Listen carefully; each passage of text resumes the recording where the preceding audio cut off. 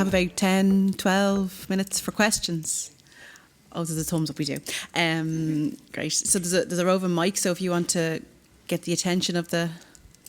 We might take 2 or 3 together and then, yeah. I know we haven't ratified the UN Convention of Rights of People with Disabilities in Ireland, but I was looking laterally sideways at what is happening in Ireland and to certain individuals. But we have, I think, ratified against the torture and inhumane treatment of people in every country. So in regarding to disabled people who are struggling very badly in Ireland at the moment, can we ever consider what some of us are going through as torture and inhumane treatment under that constitutional right?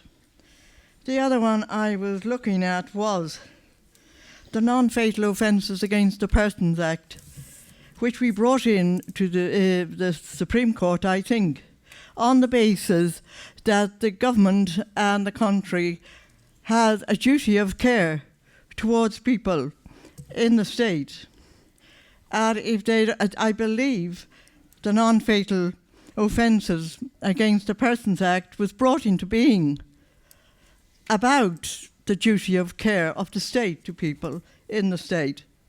So those are 2 elements of law that surely can be challenged in many ways in Ireland, over and above human rights, as torture and inhumane treatment and Non-Fatal Offences Against the Persons Act.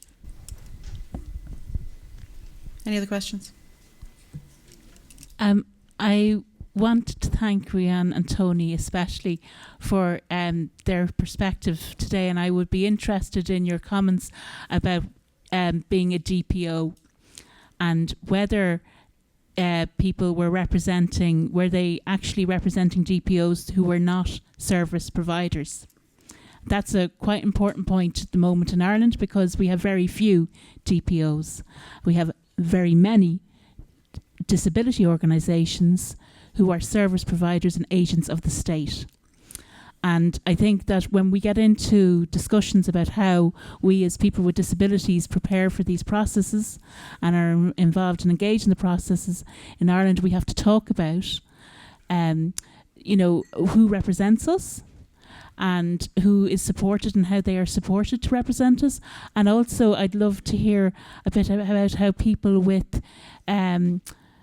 I hate the labels, but people with intellectual disabilities and people who have differences in communicating were able to participate in Geneva and how they were represented in Geneva as well. Because I think whatever we do in Ireland will have to be representative of all disabilities and inclusive of everybody. And a lot of people with disabilities themselves have to learn how to include others, and work on that. So I'd be very interested in your comments on that. Thank you. Okay. I think there's probably enough there to put to the panel. The questions around the non-fatal offences, etc., might be better served by the next panel who have domestic experts, hopefully.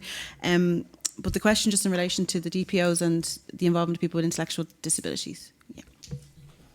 Whoever wants to kick off, yeah.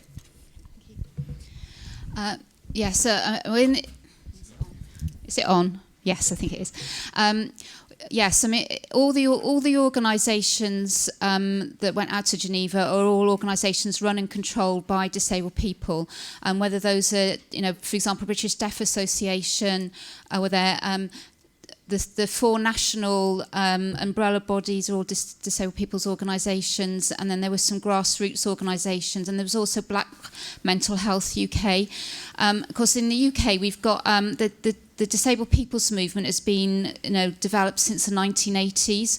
So I guess we've, over the last 40 years, we have developed a very strong movement of organisations that run and controlled by disabled people, and which have developed a very strong voice and are represented on various government committees and have dialogue with the government.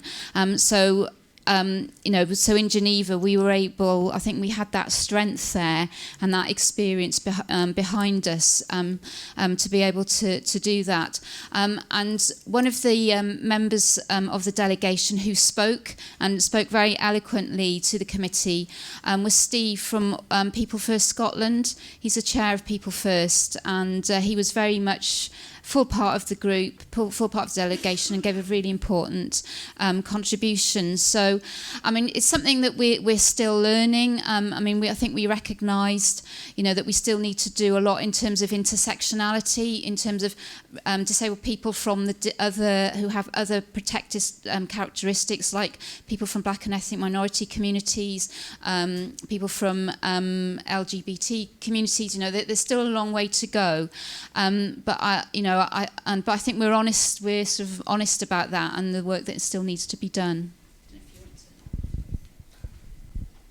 Yeah, no, just to say that in terms of the Northwest Forum of People with Disabilities, it's entirely run and managed by people with disabilities. It's a human rights organisation. Sorry, I should have introduced it, but I didn't want to waste time properly. And Disability Action is a pan-disability organisation and has a number of user-led projects within its organisation.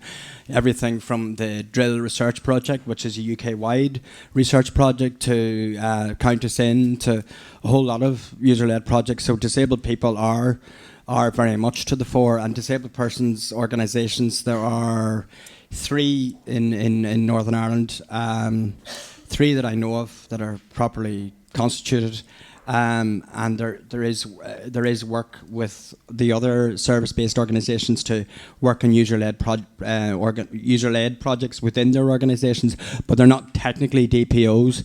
But your point is well taken. But in terms of the gathering of the information and the messages that we fed to Geneva, they included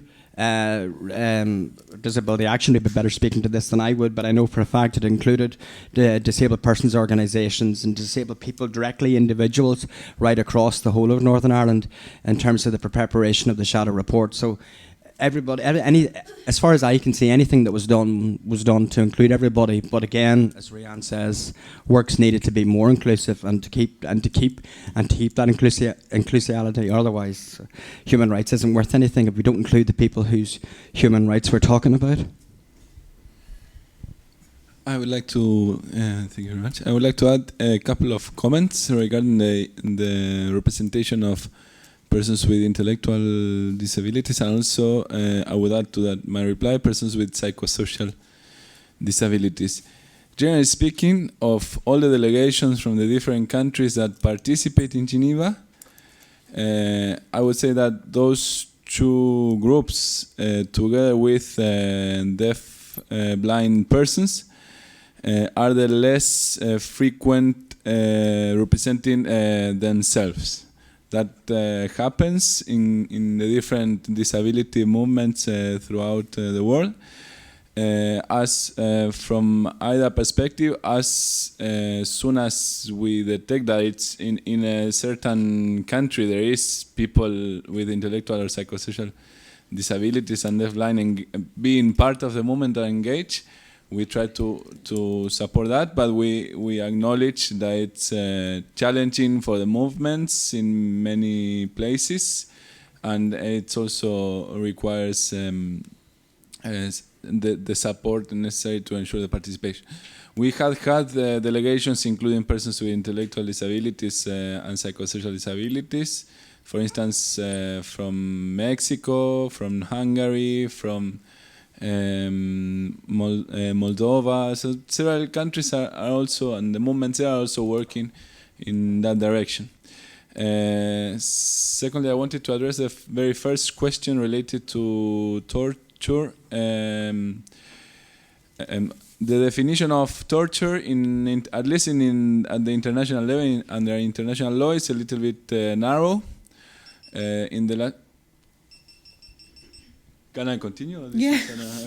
Yeah, continue. In the last years, there was more development in connection with torture and persons with disabilities. especially in healthcare settings. At least from your question, I guess that you were referring to the situation related to social welfare reform. So it should be analyzed more in detail, whatever you suggested. But one thing that I think I remember is that Ireland will go through the review by the Committee Against Torture, if I'm not mistaken, in the second half of this year. So for that we could be in touch, provided that whatever the concern is can be actually framed under that convention, let's say. And as was suggested, I think the other question, more domestic law related, should go on the following panel probably, unless any of you have anything to say.